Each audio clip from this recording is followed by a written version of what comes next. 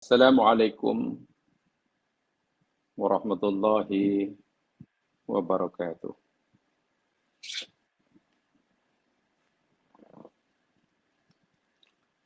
Innal hamdalillah nahmaduhu wa nasta'inuhu wa natubu ilaihi wa nastaghfiruh. Wa na'udzu billahi min syururi anfusina wa min sayyiati a'malina. May yahdihillahu fala mudilla lahu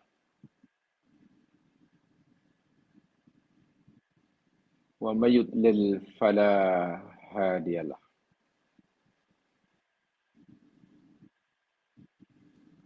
Asyhadu an la ilaha illallah wahdahu la syarika lah wa asyhadu anna Muhammadan abduhu wa rasuluh.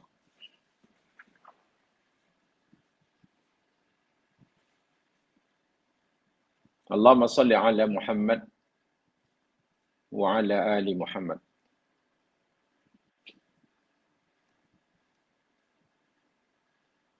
Raditu billahi rabba wa bil islami dina wa bi Muhammadin nabiyya wa rasulah.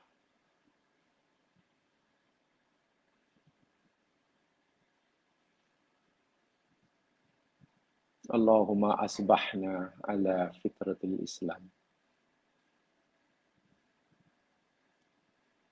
wa ala kalimatil haqq wa ala dini nabiyina Muhammadin sallallahu alaihi wasallam wa ala millati Ibrahim hanifan muslima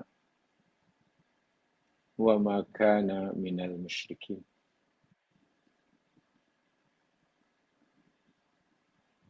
Rabbi shrah li sadri wa yassir li amri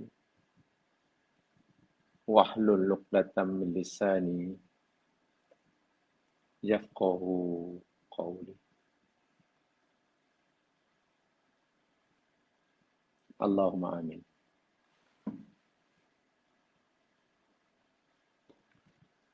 Para pendengar yang dirahmati Allah sekalian,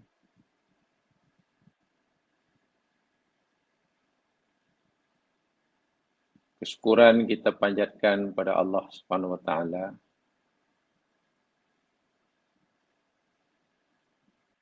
Allah yang telah melimpahkan rahmat dan kasih sayangnya kepada kita.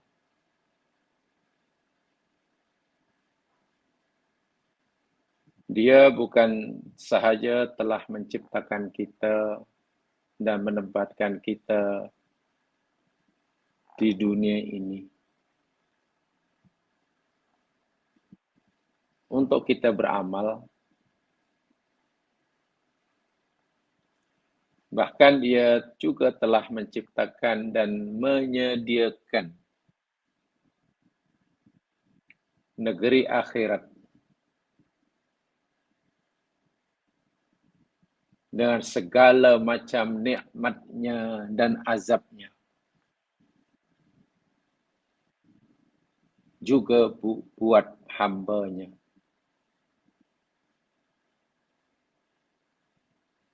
Sesuai dengan apa yang mereka pilih semasa hidupnya.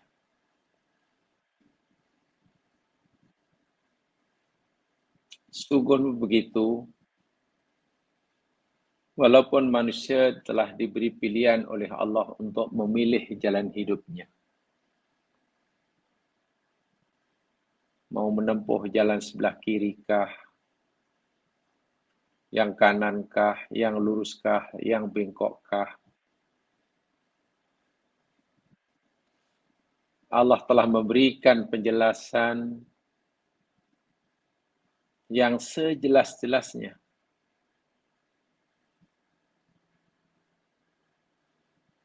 tentang jalan yang tidak dilalui manusia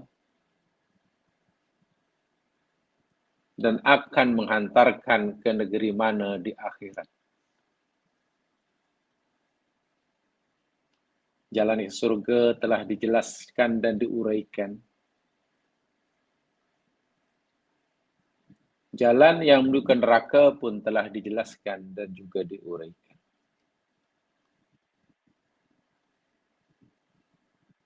Manusia diberi pilihan untuk memilihnya.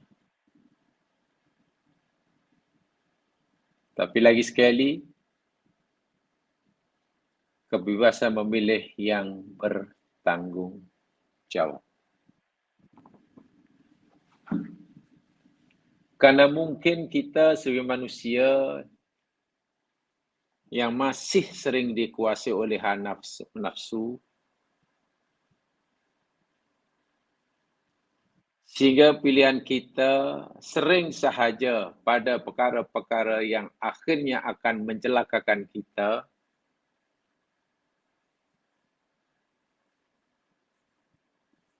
Oleh sebab itulah kita hendaklah sentiasa memohon petunjuk daripada Allah Subhanahu Wa Taala, agar Allah Subhanahu Wa Taala memberikan kita hidayah taufiqiyah, dibuka hati kita, diringankan anggota tubuh kita untuk mengikuti hidayah irsyadiyah yang telah disampaikan oleh para nabinya. Yaitu kita yakin doa yang wajib dibaca oleh seorang mukmin. Bukan sekali, sehari, tapi paling kurang 17 kali.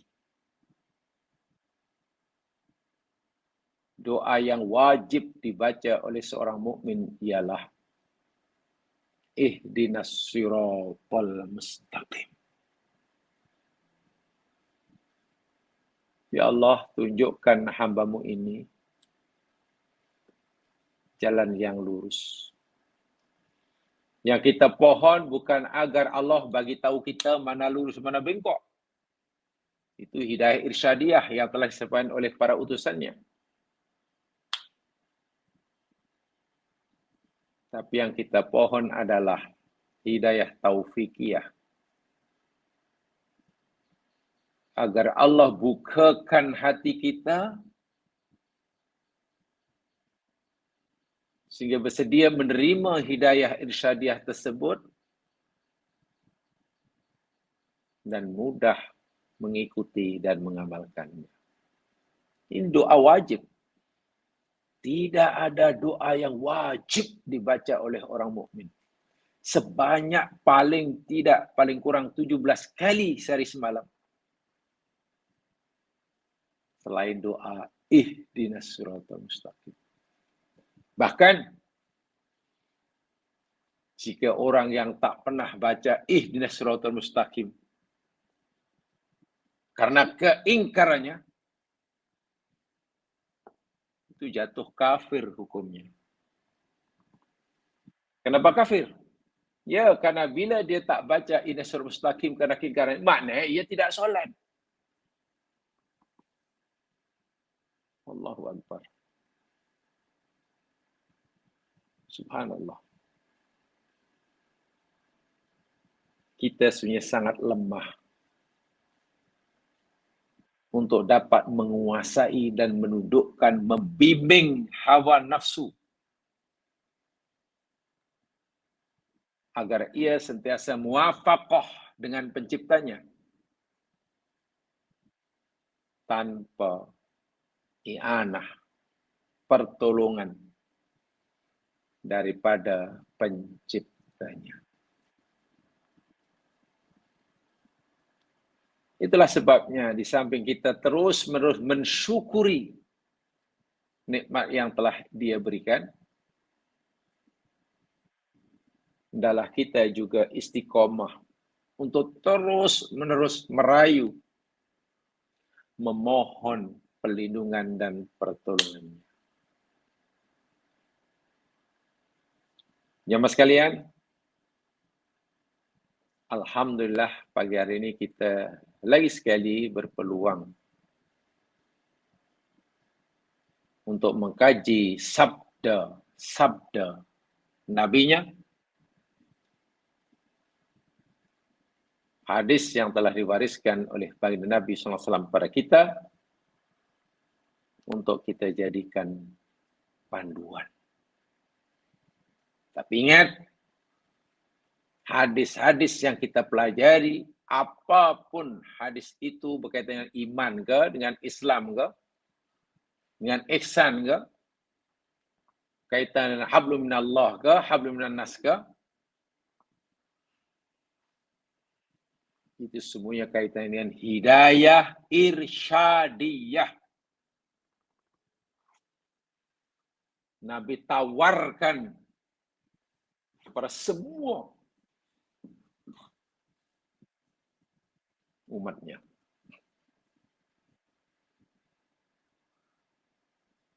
Bahwa ada yang menerima dan ada yang menolak, yaitu pasti.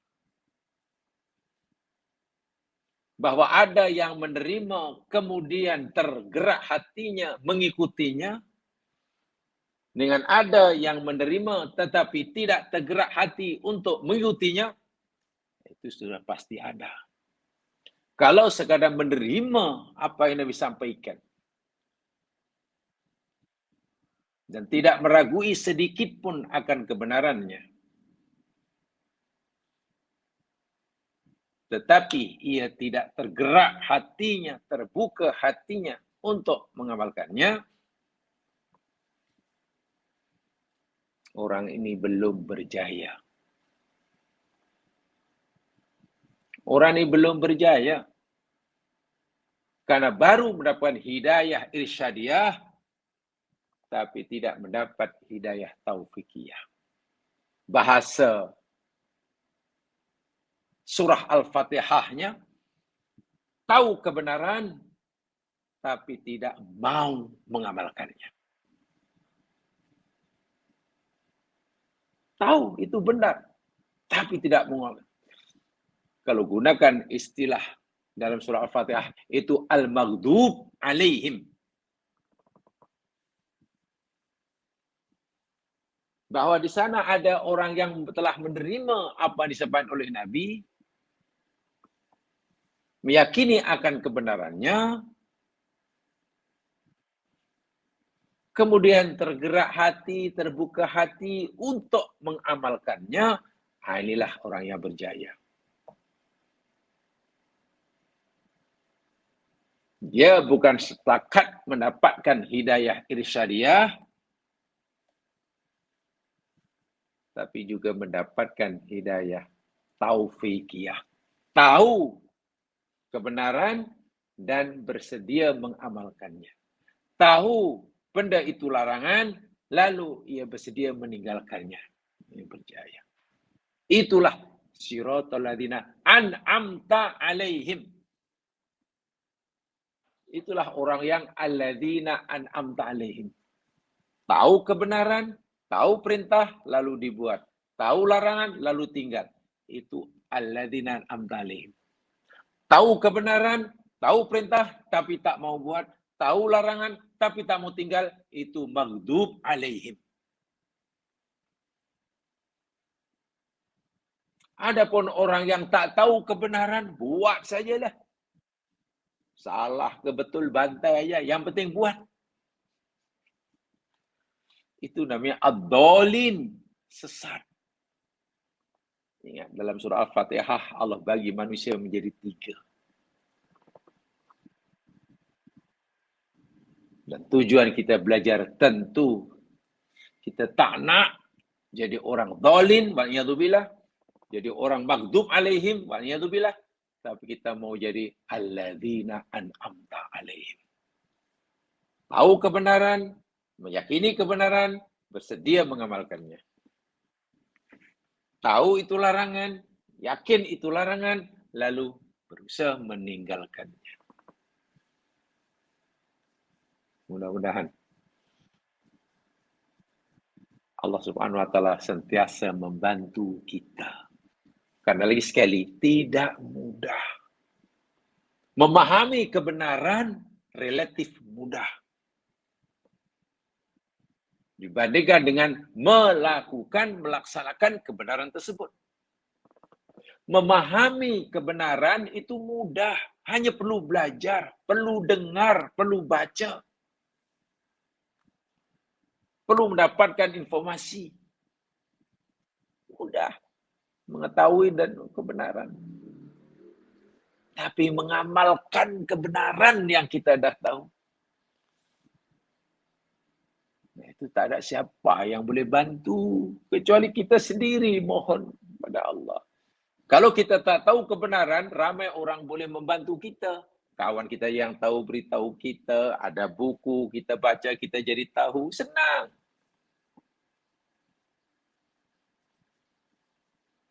Sebab itulah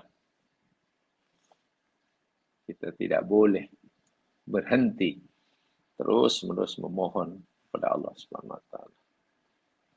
Jemaah sekalian,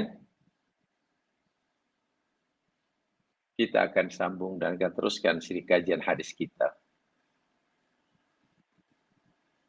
Kalau saya tidak salah ingat,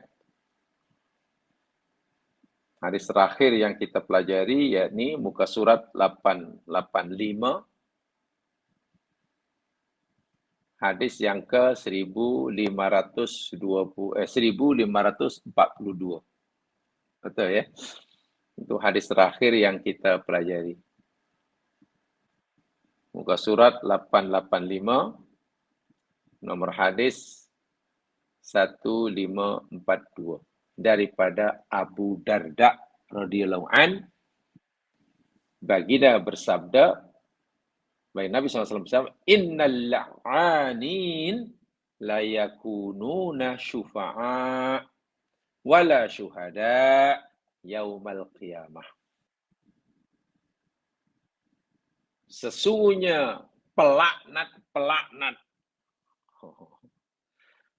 sesungguhnya golongan pelaknat yang suka melaknat orang lain, makhluk Allah yang lain, orang ini Allah tak akan benarkan, tak layak memberikan syafaat pertolongan kepada saudaranya yang lain di akhirat. Tak layak dijadikan saksi. Sama ada saksi dunia ataupun saksi di akhirat. Maknanya apa? Sifat suka melaknat orang lain adalah sifat yang sangat-sangat keji yang wajib dijauhi. Ia termasuk masawi'il akhlak. Akhlak-akhlak yang tercela, yang kita wajib bertakhalli daripadanya. Ya.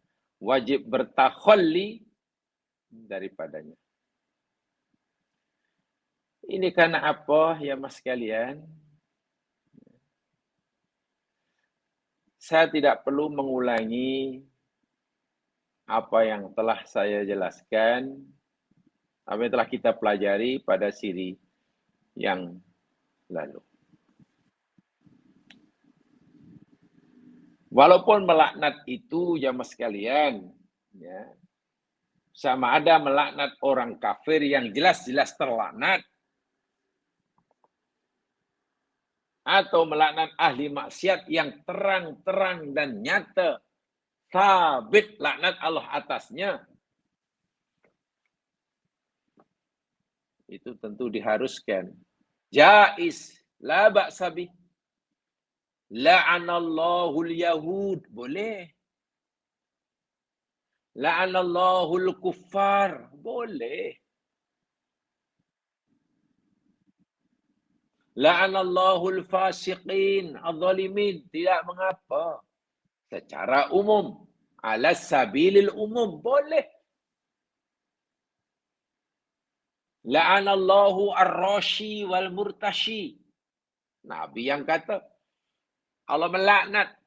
Bukan kita saja. Allah pun melaknat. Orang yang memberi dan menerima atau meminta rasuah. Boleh. Itu secara umum.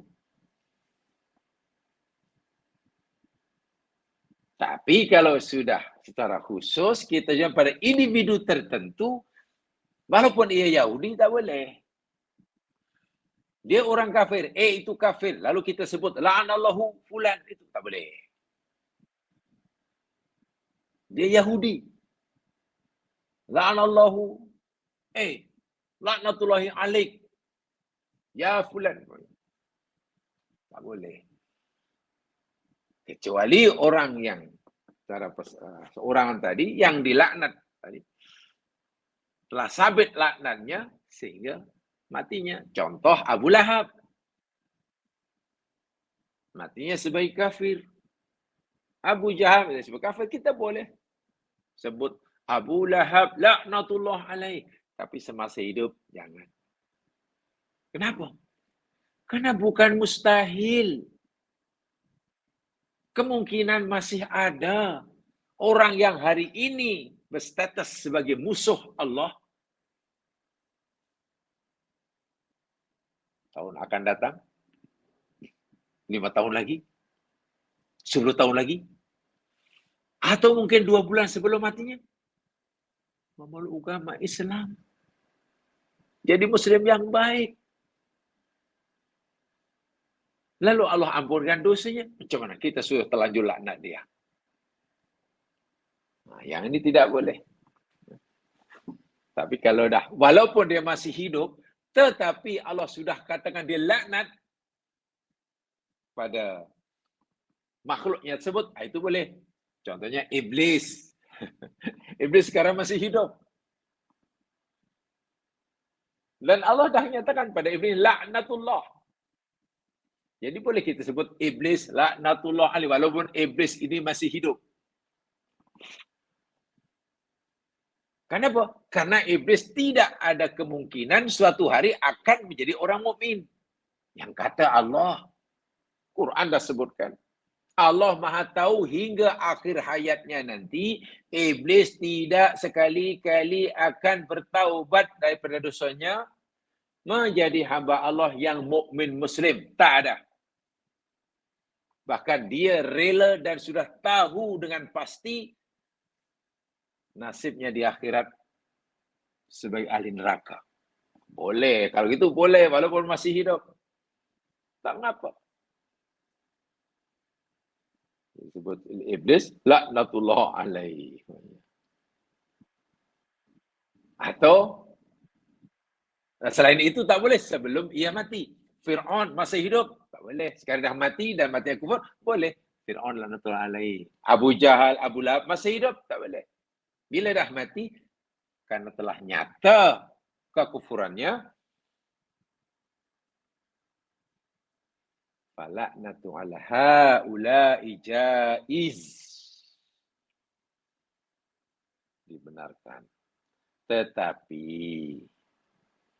melaknat kepada orang yang melakukan dosa hari ini dan ia masih hidup hari ini, itu tidak dibenarkan. Ya, itu larangan melaknat. Kesan buruk dari pelaku laknat, pelaknat, wa'iyadzubillah. Jadi dalam hadis ini, tak layak, tak dibenar oleh Allah memberikan pertolongan syafaat kepada saudara-saudara mukmin kelak di akhirat. Karena apa ya mas kalian? Salah satu daripada hamba Allah yang Allah izinkan untuk memberi syafaat kepada orang lain, saudara muslimnya, yakni orang muslim. Orang Muslim, orang mukmin itu diberi izin oleh Allah. Tentu Allah Maha tahu siapa yang layak untuk memberi syafaat. Walaupun bukan syafaatul uzma. Tapi kalau si mukmin itu dahulu bergelar pelaknat, hilang peluang ini. Jadi saksi pun tidak dibenarkannya. Tidak dibenarkannya. Itu hadis yang terakhir. Sekarang kita akan baca hadis berikutnya. Hadis yang ke-1543.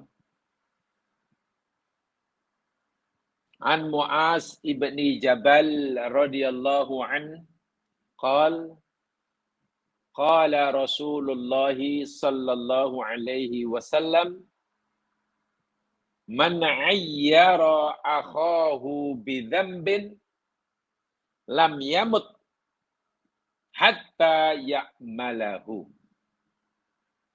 Hadis riwayat Imam Tirmizi. Imam Tirmizi menilai hadis ini hasan, tetapi ulama lain melihat sanad hadis ini terputus. Nah, itu penjelasan di kalangan ulama hadis lah. Jadi mereka punya penilaian yang berbeza terhadap hadis ini. Karena mungkin kaidah yang mereka pakai, kriteria yang mereka pakai pun berbeza.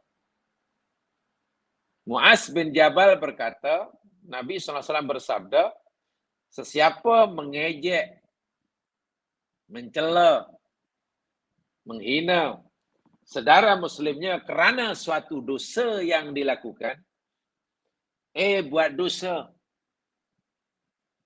B, mengejeknya, mencelanya, menghinanya kerana kerana perbuatan dosa yang dilakukan. Maka kelak, yakni B ini, ia tidak akan mati sehingga dia sendiri melakukan dosa yang sama yang pernah dilakukan oleh A. Itu maksud hadis ini secara umumnya.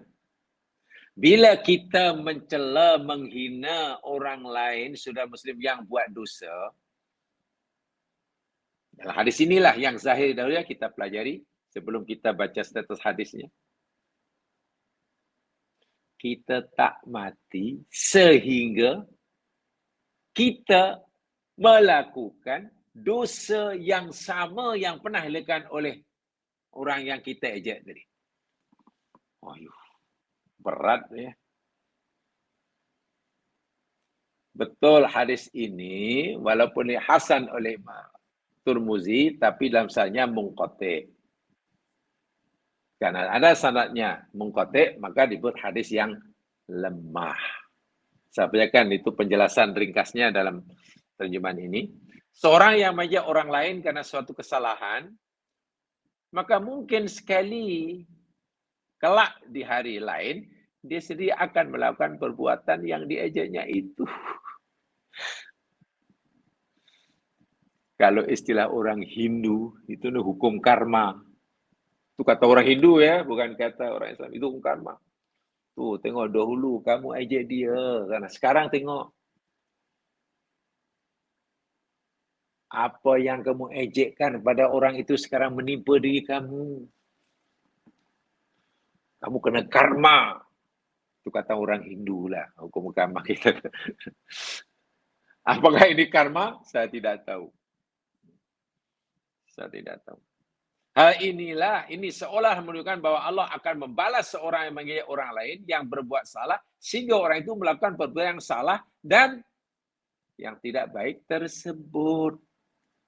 Tapi hukum hadis ini yang diambil kesimpulan oleh si penterjemahnya, tengok, karena hadis ini lemah, maka seorang sebenarnya tidak dilarang mengejek orang lain yang melakukan perbuatan dosa. Sebab seorang Muslim memang wajib mencegah orang lain yang berbuat dosa, dan jika ia tidak dapat dihadapi secara langsung, maka boleh dengan cara lain, di antaranya mengejeknya. Itu pemahaman si penterjemah ini. Jadi boleh sebetulnya, karena hadisnya lemah. Jadi bolehlah kita mengejek orang kerana dosanya. Tapi mungkin bahasanya itu perlu dihalusi. Misalnya jangan mengejek. Kalaulah niat kita untuk membetulkannya, mengingatkannya, jadi tidak perlulah menggunakan naratif ejekan. Saya pikir begitu. Benar orang mukmin wajib menegur kawan mukminnya yang melakukan kesalahan. Wajib, ya betul. Tak boleh membiarkannya. Tetapi cara kita memperbaikinya, mengingatkannya, tidak perlulah kita menggunakan gaya bahasa dengan naratif yang mengejek. Saya pikir itu lebih tepat. Sebab mengejek ini kan konotasinya sentiasa negatif, jemaah sekalian ya. Sama ada nanti bila kita mengejeknya, kesan buruknya akan menimpa kita sendiri, atau tidak, wallahu alam. Kalau berdasarkan matan hadis ini, iyalah. Tapi hadis ini lemah. Bahkan saya boleh senaraikan di sini ya sekalian ya. Imam Turmuzi kata Hasan tadi ya. Tapi coba saya ingin bacakan ini sebagai pengetahuan saja. Ibnul Qaisarani dalam kitabnya Al-Kuffat, Tazkiratul Kuffat. Dalam hanatnya ada Muhammad bin Hasan Al-Hamdani. Beliau itu karul hadis. Masya Allah. Ada seorang sanad. Nah, istilahnya ada sanad bernama Muhammad bin Hasan Al-Hamdani. Dia itu mungkarul hadis. Demikian juga kata Ibnu Qusarani dalam Dakhiratul Khufat. Muhammad bin Hasan ini seorang yang matruk. Lemahlah tentu hadisnya. Ibnu Jauzi dalam kitabnya Al-Mawdu'at lil Jauzi la yasih. Hadis ini tak sahih. Yang As-Saghani dalam Mawdu'at bahkan maudhu kata beliau, palsu. Imam Az-Zahabi dalam kitabnya Mizanul I'tidal. Muhammad bin Hasan bin Abi Yazid itu halik, orang yang binasa. Orang yang hancur dah. Bahasa kasar yang tak boleh pakai. Ibnu Muflih dalam kitabnya Al-Adabus Syar'iyyah. Dalam isnadnya ada tadi Muhammad bin Husain tadi atau Hasan bin Abi Yazid Al-Hamdani, dia dhaif. Ibnu Rajab dalam An-Nasyihah wa Ta'bil, isnadnya munqati kata beliau. Ibnu Hajar Asqalani dalam kitabnya Hidayatul Ruwat, isnaduhu munqati. Demikian juga Ibnu Hajar Asqalani dalam kitab yang sedang kita pelajari, Bulughul Maram. Beliau pun memberikan ulasan isnadnya munqati. Nasirun Albani dalam kitabnya Hidayatul Ruwat, isnadnya munqati. Al-Mubarakfuri yang terkenal itu dalam kitabnya Tuhfatul Ahwadi, kitab yang disyarahkan pada Sunan Turmuzi. Safiur Rahman Al-Barakfuri ini ulama India, ulama muhaddis dari India. Hebat. Yang mengarang kitab sirah Ar-Rahiqul Maktum itulah. Beliau pun mengatakan munqati. Syaukani, Al-Imam Syaukani dalam Al-Fawaid Al-Majmu'ah, dia menyatakan hadis ini di dalam isnadnya ada kadzab, ada seorang pendusta. Jadi nampaknya penilaian Hasan yang dilakukan oleh Imam At-Tirmidzi dalam hadis ini nampaknya bercanggahlah dengan penilaian ulama-ulama hadis yang lain yang menilainya munqati lah, lemah lah, maudhu' lah, mungkar hadis lah, kadzab lah. Begitulah khulasah hadis. Darajah hadis itu seperti itu. Jadi kalau kita ambil daripada kandungan hadis ini, hadis dhaif, ada yang kata tidak dhaif, wal maudhu', bahkan ada yang maudhu', yang ada yang kata yang maudhu' hadis ini. As-Saghani tadi, dalam Amudza' li Saghani. La yubna 'alaiha ahkamun wa la yu'malu bihim. Tidak boleh dijadikan dasar hukum dan tidak boleh kita beramal dengannya. Tidak boleh beramal dengannya. Walau bagaimanapun jemaah sekalian, ini menarik. Al-Mubarakfuri, seorang muhadis yang mensyarahkan kitab Sunan Turmuzi, yang kitab karangannya disebut Tuhfatul Ahwazi. Saya tertarik pada ulasan beliau. Setelah beliau menguraikan, memberi syarahan Aiman Ayaro, Aiman Aba Akhau, sebenarnya lah diambil kota sampaikan apa adanya dahulu ya. Man Ayaro, siapa yang mencela, maksudnya siapa mencela Akhau sudah mu'minnya, Aifiddi dalam agamanya, bidzambin karena dosa yang dilakukan, ay qataba minhu ala ma fassara bil Imam Ahmad. Dan orang itu telah bertaubat. Orang yang dicela karena dosa itu telah bertaubat. Lam yamut. Maka orang mencela itu tidak akan mati hatta ya'malahu, sehingga ia melakukan dosa yang sama yang pernah dilakukan oleh orang yang dicelanya. Ai adzab alladhi ayyara bihi akhahu wa ka'anna man arahu kana abahu minal ar. Allahu akbar. Jadi seakan-akan ketika ada mencela saudara muslim yang lain karena dosanya, seakan-akan ia telah mendedahkan dirinya. Telah memperjudikan, mempertaruhkan dirinya untuk diaibkan, untuk dicela, untuk dihinakan dengan dosa yang dilakukan oleh kawannya yang menyebabkan ia mencelanya itu. Itu dari segi maksud hadis inilah kata Al-Mubarakfuri. Wa huwa kullu syai'in lazima alaihi aibun kama fil qamijasi bis ayam itu.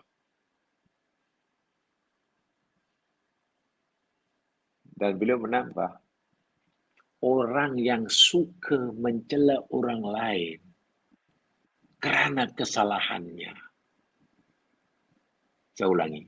Seseorang yang suka mencela orang lain karena kesalahan yang dilakukannya, itu pasti digerakkan hatinya.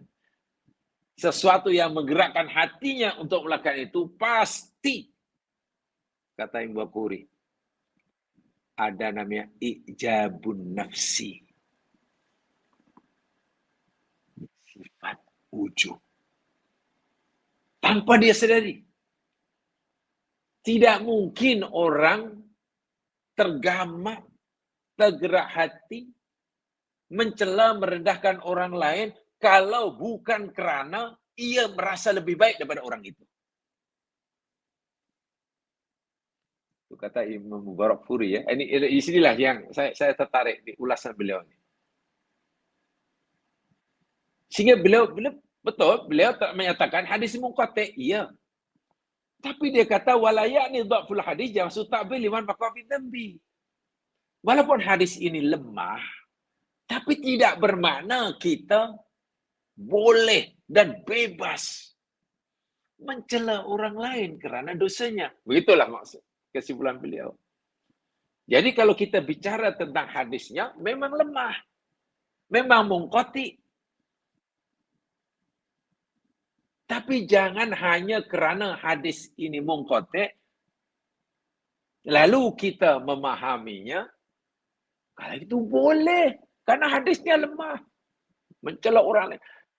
Kan banyak hadis-hadis yang lain. Itulah maksudnya. Kan banyak hadis-hadis yang lain yang melarang kita mencela orang lain kan. Bahkan kalau kawan itu melakukan kesalahan, aib, apa yang Nabi suruh untuk kita lakukan dalam hadis sahih? Menutupinya. Betul. Man satara musliman. Siapa saya menutupi aib saudara muslimnya? Aib tentu karena dosa pribadilah tu. Kita tutup dia. Jangan kita dedahkan. Jangan kita hebat pada orang. Apalagi jangan kita maki, hina dia. Karena bila kita mampu menutupi aibnya, Sehingga harga diri si pelakunya tadi tetap terjaga dalam pandangan orang lain. Karena kita tidak menghibahkannya. Walaupun tentu kita tetap berkewajiban mengingatkannya. Itu pasti. Jika kita mampu lakukan itu, di akhirat aib kita ditutup oleh Allah. Saya itu Imam Ghazali berani berkesimpulan, sungguh pun hadis ini lemah. Ini tidak bermakna Allah izinkan kita, Islam izinkan untuk memaki, mencela orang buat salah. Tak boleh. Karena kata beliau, dia seorang itu cenderung mengejek orang lain karena kesalahannya. Menghina orang ini karena dosanya, dosa pribadinya. Tanpa dia sadari. Yang menggerakkan hatinya untuk buat itu. Ijabun nafsi. Ujub. Merasa dirinya lebih baik. Tidak mungkin. Kalau bukan karena dirinya merasa lebih baik, tergamak menghina orang. Dia menghina orang itu kerana merasa dirinya lebih baik. Dan itu tidak baik. Merasa dirinya lebih baik itu tidak baik. Itu namanya ujub. Kan dosa itu. Subhanallah. Wa'iyadzubillah. Ini, jadi kajian kita, ya ini bukan hadis ini saja ya sekalian, lebih kepada makna maksudnya sebab ada hadis-hadis yang lain yang sahih ya. Tapi kalau kajian setakat baca hadis ini katakanlah dari segi riwayat, ya memang lemah lah, sudah, dah lemah sudah. Tapi saya tak fikir begitu dalam mengkaji hadis-hadis seperti ini. Tidak boleh, hadis lemah, kalau kita perlulah kita lewati aja. Saya fikir tidak begitu cara mempelajari. Coba kalau kita renungkan, apa agak tujuan Ibnu Hajar Asqalani mencantumkan hadis yang dinilai oleh lemah oleh beliau sendiri dan juga oleh hadis yang lain dalam kitabnya. Coba kalau kita renungkan sedikit saja, apa agak-agak. Ibnu Hajar Asqalani tahu hadis itu munqati. Bahkan ada yang menuduhnya perawinya itu pembohong. Bahkan ada yang menilainya palsu. Kalau dah jelas-jelas seperti itu, dan Ibnu Hajar Asqalani sendiri tahu, yakin itu mengotek, lalu buat apa hadis ini dicantumkan dalam bukunya? Coba kalau kita dikatakan begitu, kan lebih baik tak payah. Itu akan lemah. Kita melihat seperti mana yang dapat dilihat oleh Al-Mubarakfuri tadi lah. Hebat orang ini. Kami tidak bicara tentang satu hadis itu. Karena memang banyak hadis-hadis yang lain berkaitan dengan larang mencela ini, apa namanya? Hadis-hadis sahih.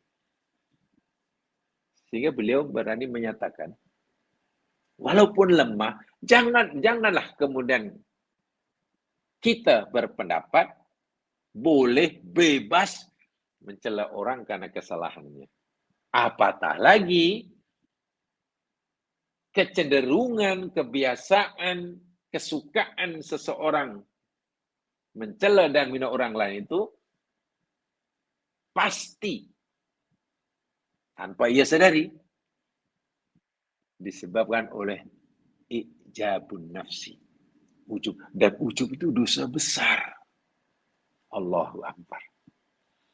Ujub itu dosa besar. Maaf ya, ini kaitan dengan akhlak ya Mas kan. Memang susah bila bercerita tentang akhlak dengan hati, cerita tentang tazkiyatun nafsi, memang tidak mudah. Tidak mudah. Kita tahu, tapi ingat itu fardu ain. Orang yang datang ke akhirat berjumpa Allah Subhanahu wa taala, Allah hanya mau menerima orang yang punya qalbun salim kan. Yang tidak salim, Tidak diterima. Iyalah saling dari segi akidah, saling dari segi syariah, dari segi akhlak itu jelaslah tidak perlu dibatasi. Yang hati yang saling mesti hati yang hatinya mesti akidahnya murni tauhid semata-mata, betul. Tapi jangan dibatasi itu. Salim, kalau salim bukan hanya murni dari segi akidahnya saja, bukan. Coba kalau orang katalah akidahnya murni karena Allah Subhanahu tauhid, tidak ada syirik katalah.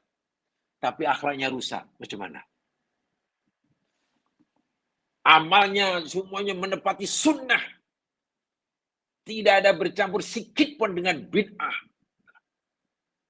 Tapi hatinya penuh dengan sifat yang madmumah. Coba macam mana? Ada ujub tanpa dia sadari.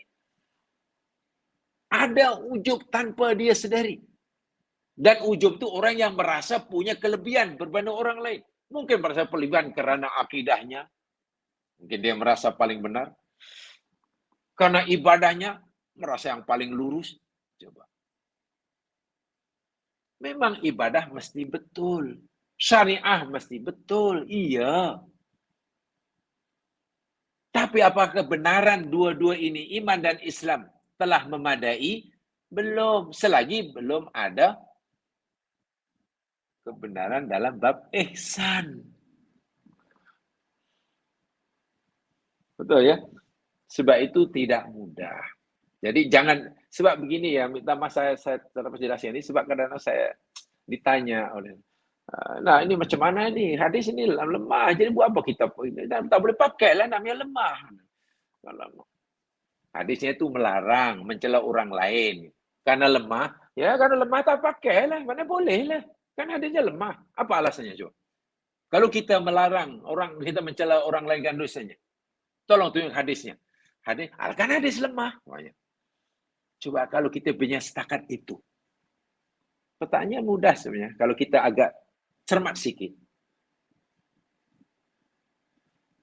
Yang meletakkan hadis ini dalam bukunya, Bulughul Maram, pengarangnya Ibnu Hajar, dia tahu itu mukhotik. Tapi apa agaknya tujuan beliau meletakkan di situ juga. Ya kita memanglah tak pernah jumpa Ibnu Hajar Asqalani, tapi kita boleh mengagak apa agak-agak. Yang InsyaAllah dengan begitu kita akan mendapatkan manfaat yang lebih. Walaupun tentu tidak boleh kita menyandarkan, menisbahkan hadis ini yang dilembung kotik, bahkan ada yang menilai maudhu' kepada Nabi. Itu tidak boleh. Tak boleh, Nabi bersabda begini. Tak boleh lah. Karena hadis itu mungkotik.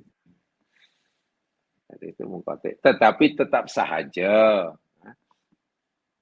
Tak boleh kita tolak mentah-mentah karena ada hadis-hadis lain yang kuat. Jadi begini ya mas sekalian ya. Bahwasanya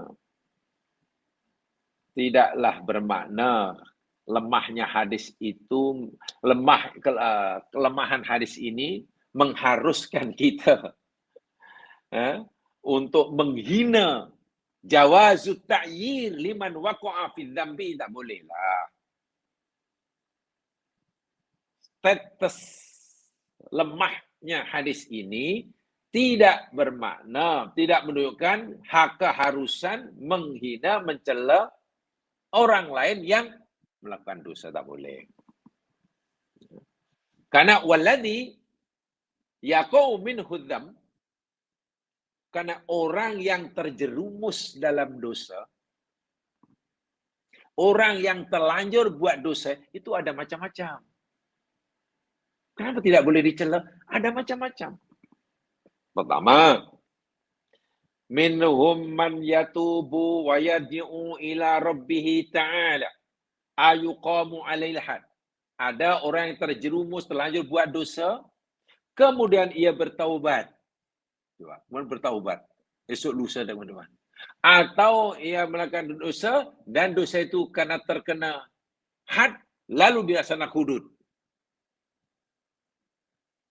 Orang mencuri, jenayah mencuri, itu jamaah sekalian. hududnya, hukuman yang Allah telah tetapkan bagi menghapuskan dosanya, sehingga di akhirat tidak lagi dipertanggungjawabkan, potong tangan. Oke? Potong tangan. Sabit kesalahan, mencuri, potong tangan. Bila sudah dipotong tangan, dan yang suruh kita untuk memotong, mengerat tangan si pencuri tadi, Allah. Bila suruhan Allah kita lakukan, bila orang itu sudah mendapat balasan daripada Allah yang telah diberikan di dunia, dia tidak lagi berdosa. Dosa mencuri tidak lagi dipertanggungjawabkan. Ya. Hadisul Ifki, coba baca. Hadisul Ifki. Cerita tentang berita bohong yang menuduh Aisyah Ummul Mukminin berzina dengan Sofwan. Menghiburkan masyarakat Madinah termasuk Nabi. Akhirnya Allah Subhanahu wa taala tunjukkan, jelaskan yang sebenarnya, apa kejadian yang sebenarnya. Karena rupanya suatu yang menghiburkan keluarga Nabi dan masyarakat Madinah ini rupanya hanya hoax saja. Fake news. Yang waktu sudah begitu pantas merebak, walaupun belum ada handphone. Nah, kalau sekarang sudah viral lah istilahnya. Setelah Allah turunkan ayat yang merupakan pembelaan kepada kesucian Aisyah daripada tuduhan jahat itu, dikenal pasti siapa orang-orangnya. Tengok. Siapa orang-orangnya? Salah seorang daripada yang terlibat di dalam penyebaran hoax tadi, qadhaf tadi, Hasan bin Sabit, penyair Nabi, dilaksanakan hukuman. Sebatan lah. Katakan. Karena sudah ribat, dosanya hapuslah. Macam mana kita nak terus mencela? Allah sudah menghapuskan dosanya. Jadi dia sudah tidak ada hak lagi. Tidak boleh lagi untuk dicela. Karena kalaupun telah berdosa, dia telah bertaubat. Atau telah mendapatkan hukuman daripada Allah yang menyebabkan dosanya terampun. Ini jenis pertama. At-ta'ib minadzambi kamalan dzambaha. Kaman la dzambalah. Itu hadis sahih daripada Rasulullah SAW dan Ibnu Majah. Orang yang bertaubat daripada dosa, itu macam orang dah tak ada dosa dah. Termasuk orang yang berdosa dan dianggap dah tak ada dosa bila telah dilaksanakan had. Tu lihat tu kitab Az-Zawaid. Hasiyatu Sunan Ibnu Majah. Jadi apa patut orang ini dicela? Tak patut, tak boleh. Tak boleh langsung. Kita tak ada hak untuk mencela dia. Dan dia tak layak, tak boleh. Kerana dah tak ada dosa. Itu contoh. Ya. Kemudian ada juga mungkin orang yang terlanjur buat dosa itu, wa minhum may ya'malu dzamba wa la yajharu bih. Ada orang buat dosa, terlanjur buat dosa dan dia tidak menghibahkan dosanya. Dia suruh-suruh, dia masih takut. Paling tidak takut dan malu kepada masyarakat. Walaupun dia sudah tidak takut dan tak malu pada Allah. Karena dia berdosa sonyap-sonyap. Ada jenis orang macam tu. Pada Allah dia tak malu. Tak takut. Kepada manusia ia takut. Sebab itu suruh-suruh. Dan dia takut, sangat khawatir. Jangan-jangan nanti ada orang mengetahui akan perbuatan dosa yang dia lakukan. Nah, kepada pendosa jenis kedua ini, fayajibu ala man alima bihi nushuhu. Wajib ke atas orang yang mengetahuinya. Kalau kita mengetahui orang itu buat dosa dan suruh-suruh, tak malu pada Allah, tak takut pada Allah, tapi malu dan takut pada manusia. Dan kita mengetahuinya, kita seorang saja. Kewajiban kita menasihatinya. Betul. Di dalam hadis Nabi, Nasihati dia. Tak bolehlah kawan. Ini tak boleh. Kalaupun nanti orang tak tahu, Allah tahu. Kalaupun namamu ini masih tak tercemar dalam pandangan masyarakat, tapi namamu, harga dirimu sudah hancur dalam pandangan penduduk langit. Tak boleh kamu buat itu. Hendaklah kamu segera bertaubat. Kita nasihati dia. Bukan kita cela. Selepas kita nasihati, wal satru alaih. Lalu kita tutupi kesalahannya. Bukan kita menghebahkannya. Sekarang coba apa yang berlaku akhir zaman. Hadis ini, ya sekalian, walaupun dhaif ya, tapi hadis yang lain banyak yang sahih. Sudah banyak dilanggar oleh orang sekarang. Sekarang tengoklah hari-hari. Di TV ke, di TikTok ke, di apa. Yang minat TikTok lah. Saya tak arti apa itu TikTok. Di mencela sudah macam Allahu Akbar. Korek-korek kesalahan. Apalagi bila dia tak suka, A dan B sudah tak suka. Dulu mungkin kawan kamcing. Karena punya kepentingan sama. Sekarang sudah berpisah. Bukan pisah tempat tidur, pisah bantal. Mimpinya pun sudah berpisah. Sudah seram menyangsari. Kalaupun A yang dicela itu, dengan kesalahan itu, benar-benar telah melakukan kesalahan, itu pun kita tidak boleh mengungkit-ungkit terus mencelanya. Apatah lagi bila kesalahan itu tidak ada, lalu kita reka-reka. Dan sekarang ini sudah menjadi macam sunnah hidup. Kita disajikan setiap hari seperti itu. Apa kita fikir itu dosa kecil? Itu masalahnya aja Mas Yan. Bila kita tidak melihat Islam itu secara syumul. Ya, mungkin orang merasa berdosa, aib dirinya bila didapati katalah curi barang di kedai umpamanya. Ditangkap, memanglah curi barang di kedai dan ditangkap itulah mengaibkan, bang itu dosa pun. Tapi kenapa orang tidak merasa aib, tidak merasa tercela, tidak merasa hina, menghina orang lain? Dan seronok karena ramai pendengarnya, bahkan yang bertepuk tangan. Coba. Ini Allah Akbar walillahilham. Kita semakin takut sebenarnya dengan hidup akhir zaman. Karena bila orang buat salah, sudah tidak merasa bersalah, bahkan dianggap satu kebaikan, keperluan. Coba. Bila sudah ramai orang Islam, sudah imun terhadap dosa. Sehingga buat dosa besar, dianggap melakukan dosa kecil. Buat dosa kecil, tidak merasa ia berdosa, bahkan menganggap itu sunnah. Coba bayangkan. Melakukan dosa bukan lagi dianggap sebagai larangan, tapi sebagai keperluan. Allahu Akbar walillahilham. Kemudian yang ketiga, orang yang berbuat dosa. Minhum man yajharu bidambi.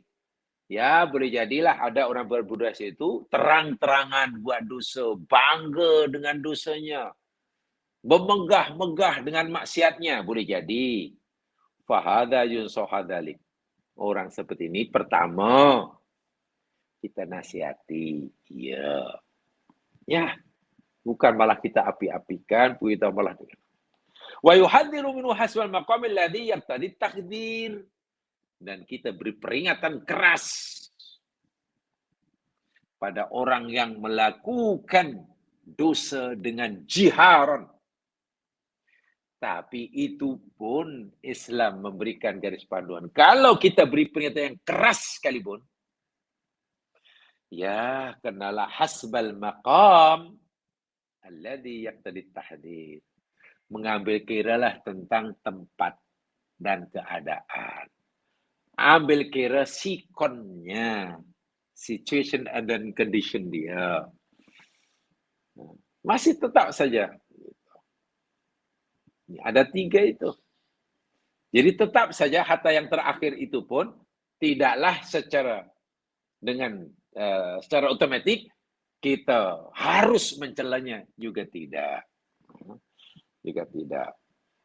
Saya teringat Saya kutipkan apa kata Ibnul Qayyim, seorang ulama hebat dalam 3 tiang agama. 3 tiang agama kita. Ibnul Qayyim memahami, menguasai 3 tiang agama. Yani ada tiang iman, ada aspek iman, ada aspek Islam, ada aspek ihsan. Beliau adalah jago. Kitab-kitab karang beliau meliputi 3 ini. Yang kitab berkaitan dengan iman banyak. Kitab berkaitan dengan Islam, syariat banyak. Kitab berkaitan dengan ihsan tentang hati, tidak sedikit. Apa kata beliau? Ibnu Qayyim al-Jauziyah. Wa yahtamilu ayyarid anna ta'yiraka li akhika bi dhanbi a'zammu ithman min dhanbi. Allahu Akbar. Wa ashaddu min maksiyatihi lima fihi min saulatit ta'ah. Ini saya kutip daripada kata Ibnu Qayyim ya. Tengok, Ibnu Qayyim seorang jago dalam akidah tauhid. Seorang jago mempertahankan sunnah daripada bid'ah. Tapi beliau juga jago dalam mempertahankan kesucian hati. Al-akhlaqul karimah. Beliau kata, anna ta'yiraka li akhika bidzambi. Baik saudara-saudaraku, ketahuilah, sesungguhnya celaan kamu, cacian kamu, hinaan kamu terhadap saudara muslim kamu kerana dosa yang dia lakukan. A'zamu isman bin dzambi. Itu lebih besar dosanya daripada dosa yang dia lakukan. Allahu Akbar walillahil hamd. Saudara mukmin kita buat dosa. Lalu kita mencelanya, menghinanya, dengan hadis inilah. Memakinya ke apalah, menjatuhkan. Kalau kita tanya Ibnu Qayyim, baik Ibnu Qayyim, macam mana ni? Siapa ni yang berdosa ni? Ini buat dosa. Lalu B ni mencela, karena dosanya tu sama Muslim ni macam mana ni? Mana yang betul?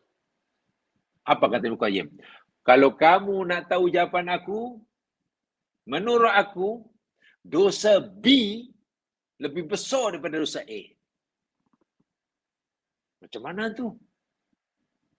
A berbuat dosa? Ya. B mencela A kerana dosanya kan? Ya. Celaan B terhadap A kerana dosanya itu lebih besar daripada dosa A.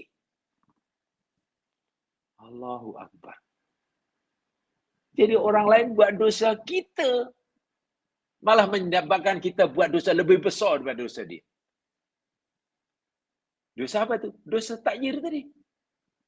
Wa saddu min maksiatihi. Dan maksiat kita lebih dahsyat daripada maksiat dia. Maksiat si pencela lebih dahsyat daripada maksiat yang dicela. Lima fihi min saulatit ta'ah. Kenapa? Kerana orang yang berdosa, jemaah sekalian, kerana terlanjur buat dosa itu, biasanya dalam hatinya kan tadi takut manusia kan? Takut manusia itu ada penyesalan. Dosa yang akan oleh orang tadi, oleh yang dicela itu biasanya ada penyesalan. Lalu ada keinginan, kekuatan untuk berbuat baik. Kekuatan untuk taat. Saulatut ta'ah. El poder de la obediencia. Obediencia. Pasti menyesal. Kamu ingat. Dan itu lebih baik daripada B yang mencela. Kalau B yang mencela, biasanya tak merasa berdosa. Orang yang mencela ini jangan tidak merasa berdosa karena celaannya. Bagaimana ia merasa berdosa karena celaannya? Kerana yang menjadikan ia tergamak mencela itu merasa dirinya baik. Allahu Akbar. Benar-benar dalam sekali fahaman Ibnu Qayyim. Ketika beliau kata, kamu yang mencela itu lebih besar dosanya daripada orang kamu cela. Maksiat kamu lebih dahsyat maksiat. Karena orang kamu cela itu dalam hatinya pasti akan timbul penyesalan. Karena ia buat dada itu karena mungkin karena telanjur, bukan karena kejahilannya, bukan karena tuntutan nafsunya. Yang biasanya orang yang tergerak hati untuk melakukan dosa karena kejahilan, karena kegagalan mengalahkan nafsunya, itu akan menimbulkan penyesalan, ingkisar, hancur hatinya, hina, lalu ada keinginan untuk kembali. Biasanya. Maklum karena punca penyebab dosa yang dilakukan itu kejahilan, ketidaktahuan, kegagalan mengalami nafsu. Dan itu relatif lebih baik daripada kamu yang mencela. Kamu yang mencela itu dosa. Dan kamu tidak merasa berdosa. Orang yang merasa dosa tak benar dan tak merasa berdosa tidak mungkin menyesal. Orang buat dosa dan tidak merasa berdosa tidak mungkin menyesal. Tidak mungkin. Bila penyesalan tidak ada, kecewa tidak ada, hancur tidak ada, mana ada keinginan untuk bertaubat. Kenapa? Orang yang tergerak tidak mencela orang lain itu, penyebabnya, salah satu penyebabnya, kata Ilmu Qayyim, itu bukan karena kejahilan. Mungkin karena kejahilan. Mungkinlah, tapi bukan. Penyebabnya pasti, yang pasti, ijabun nafsi. Ujub. Merasa dirinya lebih baik. Sebab itu ia merasa berhak mencela orang lain. Luar biasa ya. Melakukan kesalahan yang didorong, digerakkan oleh perasaan merasa lebih baik. Itu bahayanya luar biasa. Nah, ini dia. Wa tazkiyatun nafsi wa sukriha munadati ala bara'ah minadz dzambi.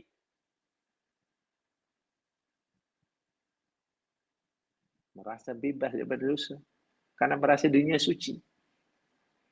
Wa anna akhaka babi. Sedangkan kawan kamu tak merasa besi. Kawan kamu yang mencela itu tak merasa dirinya suci. Ujub tak ada. Mana ujub? Dia buat salah karena kejahilannya. Ujub tidak ada. Ada orang buat kesalahan didorong oleh rasa ujub. Tidak ada. Ya mungkin karena jahilnya atau karena kegagalan mengalahkan nafsunya. Sebab itu akan bisa. Tapi kalau orang melakukan kesalahan karena ujub, itu payah nak bertaubat. Payah. Karena ujub kan merasa lebih baik. Merasa benar sendiri. Wa ala kasratu bidambi wa ma'ada salahu minad dalil wal khudu'i wal izra ala nafsi wa takhallus min rida wal kibar wal ujub wa wuqufi bani yadayhi naqis ra'si khasu tafi munkasul qalbi. Dia karena puncanya kejahilan, kegagalan mengalami nafsunya, dosa yang dilakukan itu menyebabkan dia hancur hatinya, merasa hina, tawadu, lebih sering menangis. Menangis dan menangis. Lebih mudah mengingati kesalahannya yang telanjur dilakukan. Nakisur ra'si, sering menundukkan kepalanya. Nah, itu mana tunduklah tu. Anfa'ulahu, itu lebih memberi manfaat baginya. Wa khairun min salati ta'atika wa dan itu lebih baik daripada ujub kamu karena kebaikan kamu. Sangat dalam sebenarnya uraian yang dimaksudkan oleh sangat detail dan mendalam yang diberikan oleh Ibnu Qayyim dalam kitabnya. Panjang jam sekian ya. Ya, akhirnya mereka berkesimpulan, fama aqraba hadzal 'asi min rahmatillah. Aduhai betapa dekatnya si penderhaka ini daripada rahmat Allah. Allahu Akbar. Pelik tak?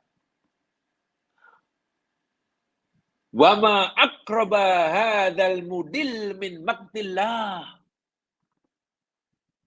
Dan aduhai betapa dekatnya si pengkeji, pencaci ini daripada kemurkaan Allah.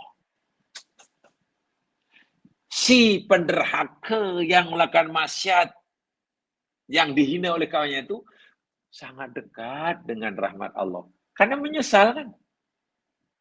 Karena menyesal, tahu. Dekat dengan rahmat Allah. Perlu satu langkah, dah dapat rahmat Allah, dapat uang.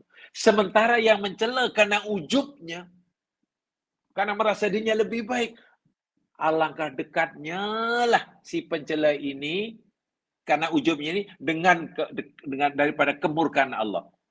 Yang mencela lebih dekat dengan daripada kemurkaan Allah, yang pelaku maksiat lebih dekat dengan rahmat Allah. Tengok kesimpulan Ibnu Qayyim.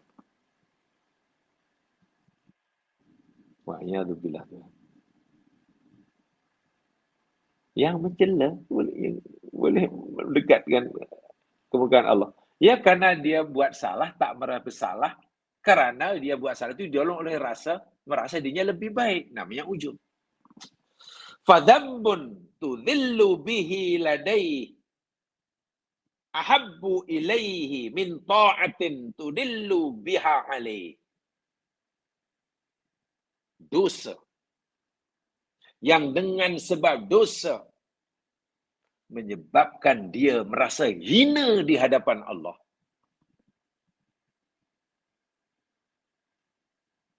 Itu lebih disukai oleh Allah daripada ketaatan yang dengan sebab ketaatan itu kamu merasa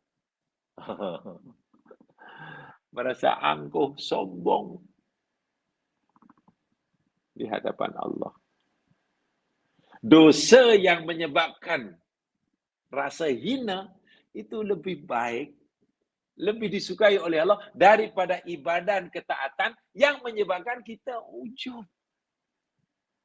Itu dari kacamata Allah. Daripada macam kita, mana kita nampakkan, oh itu jahat. Itu jahat. Sebab itu maksiatnya banyak. Yang itu ibadahnya baik, tentu itu lebih dekat dengan Allah. Itu kata kita. Ya harap-harap apa yang kita nilai itu betul. Oh ibadahnya banyak, itu mesti lebih dekat dengan Allah. Allah lebih suka. Ini maksiatnya, tak kira itu Allah mesti benci. Ya tak salah kata itu, tapi hakikatnya boleh jadi berbeza. Terbalik. Boleh jadi baik. Sebab si pelaku maksiat itu rupanya malam hari hanya menangis penyesalan. Tapi masih juga gagal mengawal hawa nafsunya. Diulangi lagi, tapi penyesalan luar biasa. Sementara si banyak yang pelanggan amal soleh yang banyak tadi, yang ada makin ujub. Melihat orang lain, apalah itu. Allahu Akbar.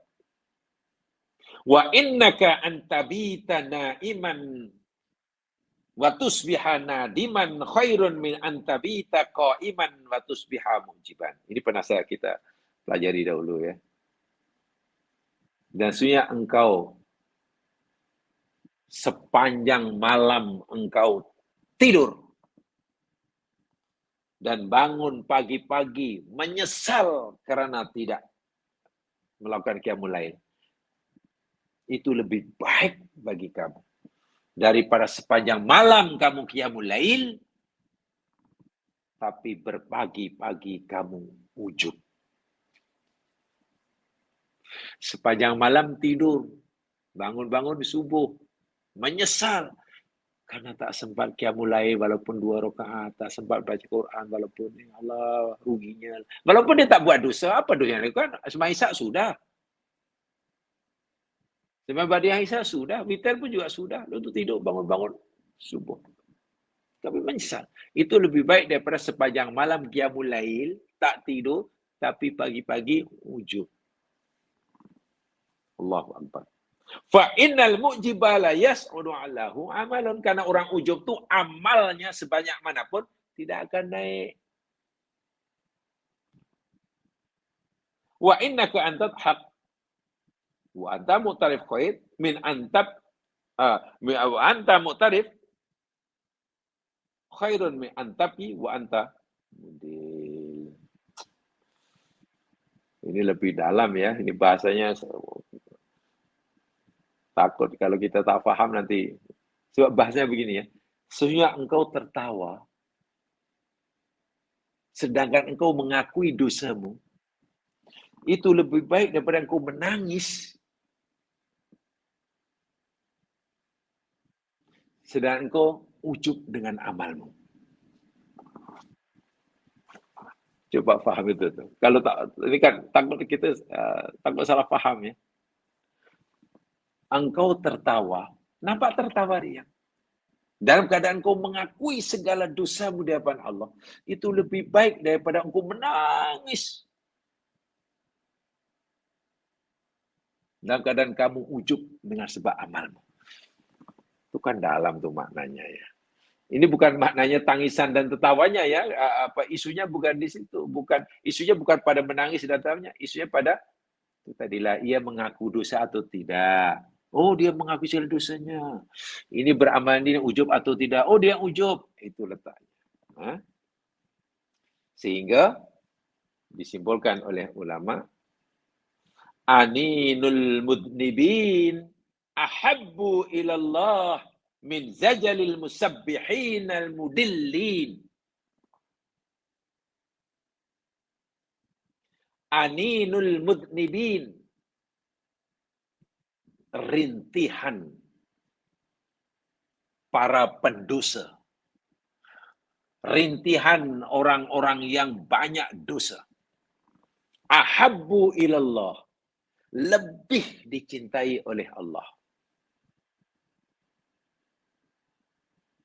Min zajalil musabbihin al-mudillin, daripada keluh kesah orang-orang yang rajin bertasbih.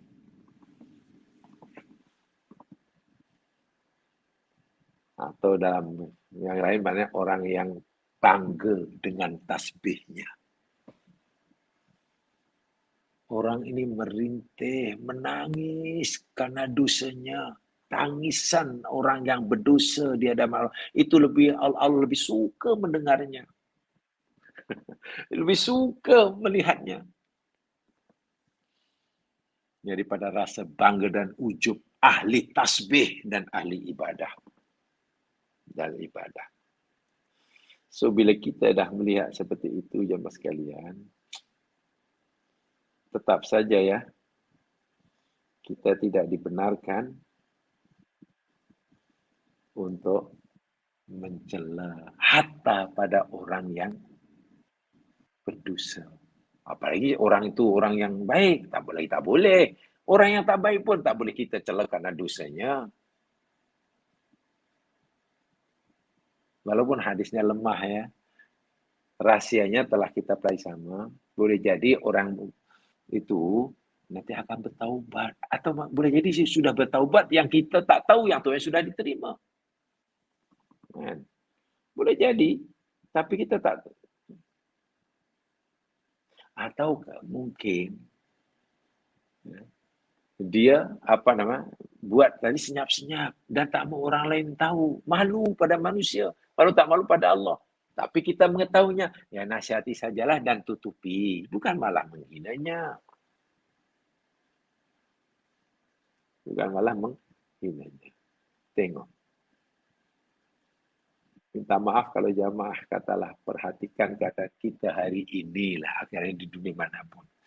Seakan-akan memburuk-burukan orang, mengaibkan orang, menghina orang, membeli gelar orang ini.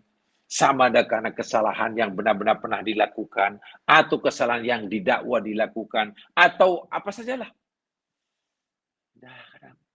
Dan kadang kesalahan-kesalahan pribadi antara dia dengan Allah. Ini sudah dilanggar, sudah macam perbuatan harian yang dianggap tidak salah. Itu yang saya menakutkan. Sebab itulah hadis-hadis seperti ini sebetulnya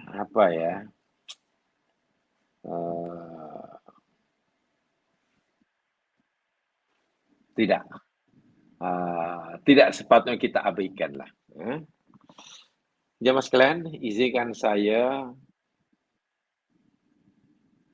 untuk memberitahu jamaah sekalian di dalam Al-Quran, contoh yang betul-betul hebat dalam Quran, kisah Nabi Yusuf. Itu ada dalam surah Yusuf ayat 92. Ketika Nabi Yusuf dah jadi orang besar di Mesir dan ada kuasa, mampu melakukan apa yang dia mahukan, tiba-tiba adik-beradik dia yang beberapa puluh tahun sebelumnya mencampakkannya dalam lubang, perigi buta lah,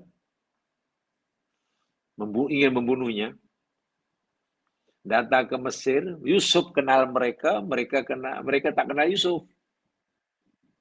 Setelah mereka mengenali Yusuf, karena Yusuf telah diizin oleh Allah untuk memperkenalkan siapa dirinya, mereka menyesal luar biasa.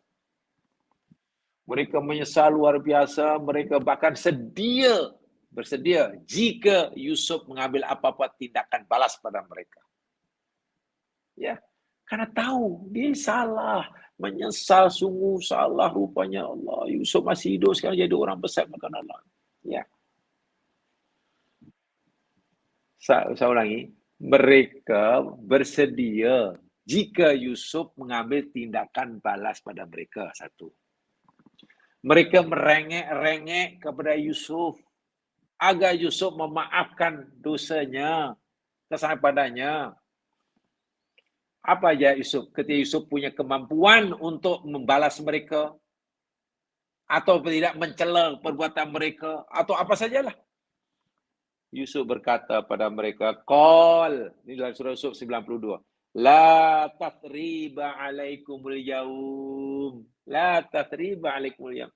Wahai abang-abangku, la tathrib, tak ada celaan apapun atas kamu. Kamu ni tak berhak untuk dicela. Betul, dahulu kamu tu melakukan banyak kesalahan, menyakiti, menjadikan aku sebagai mangsa kezaliman kamu, menyusahkan ayah kita. Banyak kesalahan dosa yang kamu lakukan. Dosa pada Allah, dosa pada orang tua, dosa betul. Tapi hari ini kamu tak berhak untuk dicela. Tengok. Yusuf kata, walau sebanyak manapun kesalahan orang adik-beradiknya, la tathriba. Yaghfirullahu lakum. Allah ampunkan dosamu. Kamu nampaknya sudah bertaubat bersungguh-sungguh. Dan aku pun bersedia membantu kamu mohon pengampunan pada Allah buat kamu. Allah dah ampunkan dosa kamu. Jadi walaupun masa silam kamu gelap gulita, kamu tak layak lagi. Tak patut lagi untuk terus dicela.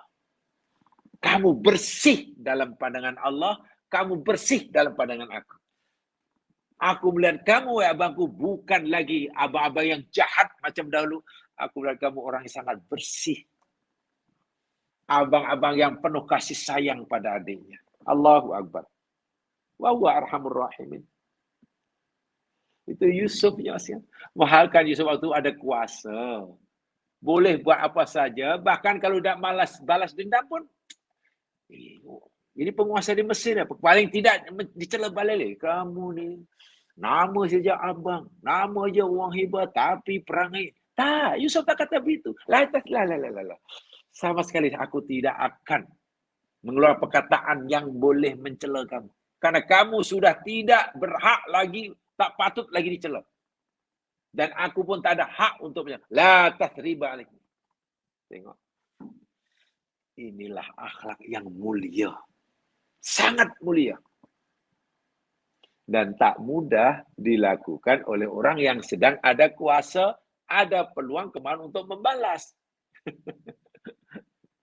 Untuk balas.